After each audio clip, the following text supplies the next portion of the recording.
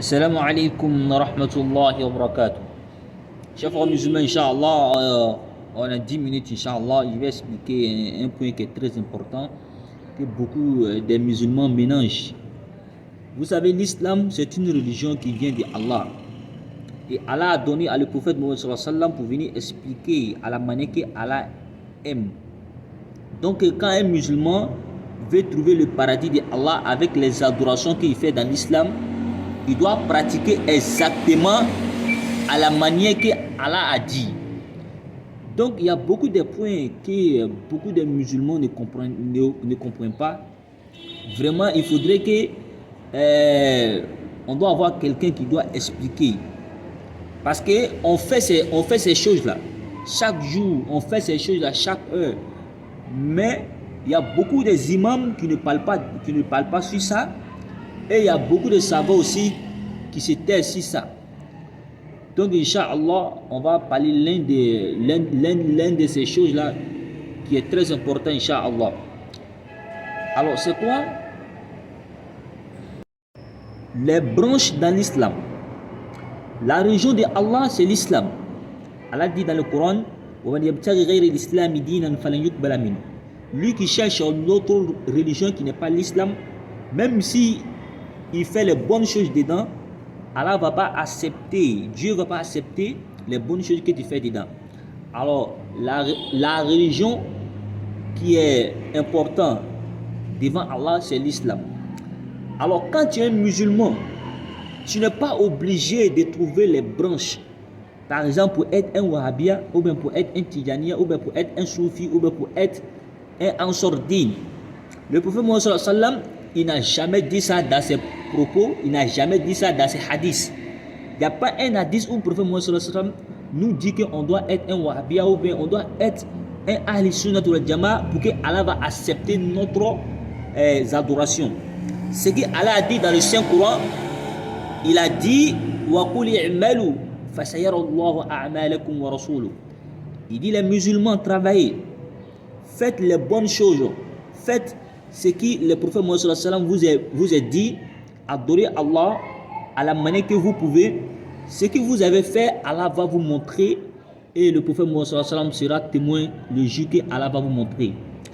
Mais il n'a jamais dit, il n'y a pas un verset coranique qui dit que non, on doit prendre les branches. Alors si tu es un musulman ou bien tu es un chrétien, tu es devenu musulman, sache que ce n'est pas obligatoire.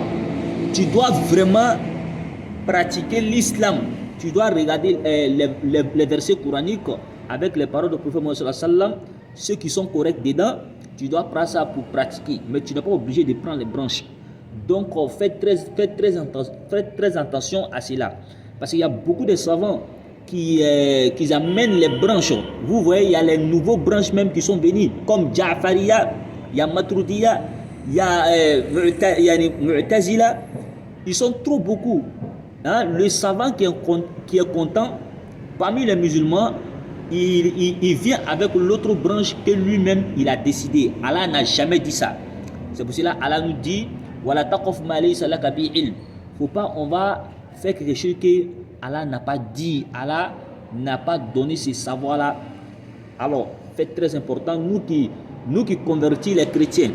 Donc c'est très important, c'est notre droit de dire à les musulmans et de dire à les convertis que après que Allah t'a rendu un musulman, tu as dit la ilaha illallah Muhammad Rasulullah, tu n'es plus obligé encore de suivre branche, d'être en sordine, d'être ça, mais il faut suivre le chemin du prophète Mohammed sallallahu alayhi wa sallam qui est sunnat Rasulullah sallallahu alayhi wa sallam. Et pour connaître sunnat Rasulullah sallallahu alayhi wa sallam, ce n'est pas compliqué. Ce n'est pas compliqué pour connaître sunnat Rasulullah, ce n'est pas compliqué. C'est seulement de prendre les bonnes hadiths, les hadiths qui sont corrects, qu'on appelle as-sahih. Les hadiths qui sont corrects, si tu lis, tu cherches à savoir, tu vas connaître les hadiths qui sont corrects. Voilà, donc aussi de ne pas pratiquer les hadiths qui sont incorrects, c'est-à-dire les hadiths qui sont fausses. Parce que parmi les propos du prophète Mohammed sallallahu alayhi wa sallam, il y en a que ce n'est pas le prophète Mohammed sallallahu alayhi wa sallam qui a expliqué. Ils ont menti sur le prophète Mohammed sallallahu alayhi wa sallam. C'est pour cela que le prophète Mohammed sallallahu alayhi wa sallam nous dit que si le jour dernier arrive, سيأتي كذابون دجالون سيخبرونكم بالأحاديث ما لم تسمعوا أنتم ولا آباؤكم. Il dit, il y a certains musulmans qui vont venir, il y a certains savants qui vont venir le jour quand le monde va être fini. Ils vont envoyer les paroles du prophète Mohammed sallallahu alayhi wa sallam, que le prophète Mohammed sallallahu alayhi wa sallam, il n'a jamais dit ça. Ils vont inventer, en fait, ils vont mentir sur le prophète Mohammed sallallahu alayhi wa sallam. Donc le prophète Mohammed sallallahu alayhi wa sallam dit, faut pas, on va prendre wa iyyakum lan tadillu abadan. Faut pas, on va prendre ces hadiths là. Alors il y a le faux hadiths, il y a les vrais hadiths qui sont les hadiths du prophète Mohammed sallallahu alayhi wa sallam. Donc ce que le prophète Mohammed sallallahu alayhi wa sallam a dit, ça fait partie du sunnah. Si c'est correct, si ça va avec le Coran, ça fait partie de le sunnah. Si le prophète Mohammed sallallahu alayhi wa sallam t'a dit, il faut faire ça, si tu as bien regardé le hadith fait sahih, c'est correct, c'est ça pour prendre ça, pour pratiquer ça, c'est ça que le sunnah. Deuxièmement, ce que le prophète Mohammed sallallahu alayhi wa sallam a fait. Si tu as vu une hadith, il y a des choses dedans que le prophète Mohammed sallallahu alayhi wa sallam a fait, il faut faire ça, ça fait partie de le sunnah. Ce que le prophète Mohammed sallallahu alayhi wa sallam a vu et il n'a pas parlé, qu'il y a les hadiths, le prophète Mohammed sallallahu alayhi wa sallam, il a vu des choses mais il n'a pas parlé. Alors ça fait partie des sunnahs. Donc voilà les sunnahs qui est qawlun wa amal wa i'tiqadiyya. Ce n'est pas quelque chose qui est caché. C'est pour ça que le prophète Mohammed sallallahu alayhi wa sallam dit, il dit que quand lui il va partir, alaykum bi sunnati. Après lui, il dit à les musulmans, prenez lui, c'est le chemin du prophète Mohammed sallallahu alayhi wa sallam. Sunnat Rasulullah sallallahu alayhi wa sallam, ce n'est pas caché. Alors tout le monde peut pratiquer ça. Mais le vrai sunnah, le vrai hadith sahih, les paroles du prophète Mohammed sallallahu alayhi wa sallam qui sont ces hadiths, le vrai hadith qui est correct, c'est hadith qui va avec le Coran. Si tu as vu quelque chose dans le Coran n'a parlé quelque chose et le hadith parle l'autre parole que le Coran n'a pas parlé, il faut laisser ces hadiths là.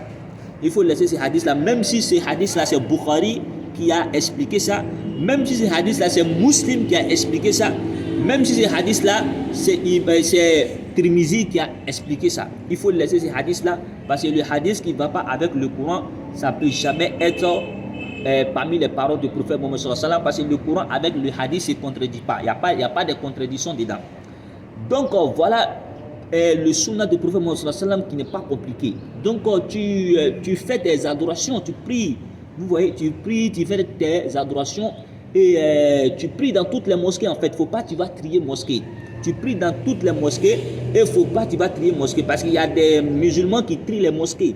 Mosquée de les Ahl Sunnah wal Jama'a, c'est là-bas ils prient pas dans les mosquées de l'Ansordine et les Ansordines aussi prient pas dans les mosquées de l'Ahl Sunnah wal Jama'a. Le jour de vendredi, tu vas dans toutes les mosquées. C'est ça l'islam. Allah dit dans le Coran, innamal mu'minuna ikhwa wa i'tasimu bihablillahi jami'an wa la tafarraqu. On est un dans l'islam. Voilà, Allah nous dit qu'on n'a qu'à être ensemble. Faut pas on va se diviser. Il n'y a pas de division dans l'islam. Si tu regardes dans les coins que nous les musulmans, la division vient, c'est les choses qui sont sunnah. Et ce sunnah, ce n'est pas obligatoire.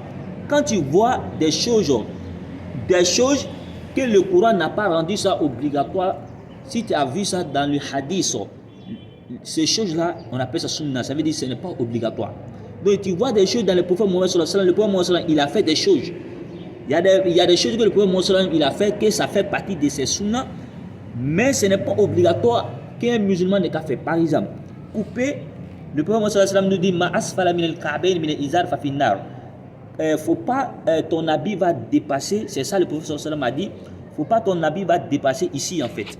Voilà, ici, faut pas ça va dépasser ici. Voilà. Si ça dépasse ici, sache que tu es dans le feu. Le hadith est venu comme ça. Mais parmi le sunnah du prophète Mohammed sallallahu alayhi wa sallam, le prophète Mohammed il a dit ça, mais ce n'est pas obligatoire. Et laisser aussi le barbe aussi, ce n'est pas obligatoire. Donc attraper, mais ce n'est pas obligatoire. Si tu veux, tu attrapes, tu laisses. As-salatu huwa az-zillu wal khudu'. Tu peux te concentrer à n'importe position que toi-même tu veux. Alors, le barbe aussi, tu enlèves ou tu laisses, ça fait partie de toi-même, ton iman. Et aussi, ici aussi, tu peux laisser comme tu peux aussi couper. Donc, on ne peut pas se diviser à cause de ces petites choses-là. Lorsque le jour dernier, Allah ne peut pas dire que parce que toi, tu as enlevé tes barbes, il faut rentrer en enfer. Jamais. Allah ne peut pas dire que toi, tu as laissé ton habit dépasser ici, il faut rentrer en enfer. Jamais. Allah ne va pas jamais dire que non, toi, en fait, tu faisais quelque chose qui est en fait sunna mustahab. À cause de ça, que tu vas rentrer en enfer. Tu as prié, tu as fait tout ce que Allah t'a demandé, les 5 obligatoires, tu as fait tout. À cause de laisser barbe, à cause de couper barbe, à cause d'attraper main ou à cause de laisser main, Allah va te rentrer en enfer. Ça c'est zulm. Ça ce n'est pas correct. Donc Allah n'est pas comme ça. Allah ne met pas quelqu'un dans l'enfer à cause de ces genres de choses-là. Et il n'y a pas de preuve, il n'y a pas de preuve dans le Coran, il n'y a pas de preuve dans les paroles du prophète Mohammed sallallahu alayhi wa sallam qui nous montrent ça. Donc, soyez clairs. Soyons clairs.